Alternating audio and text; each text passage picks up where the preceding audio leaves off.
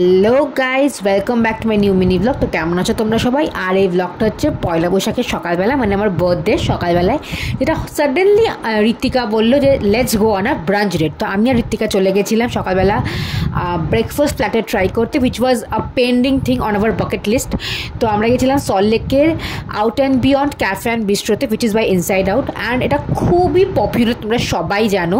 And এদের অ্যাস্থেটিকলি designed cafe আমার খুব ভালো লাগে। তো ওখানে আমরা গিয়েই ফার্স্ট অর্ডার করে দিয়েছিলাম breakfast প্ল্যাটারটা।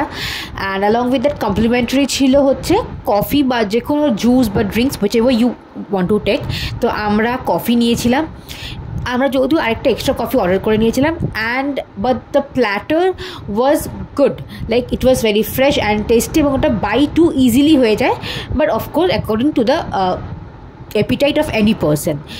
So stay tuned to see the whole birthday vlog and everything out there. So bye, love you all.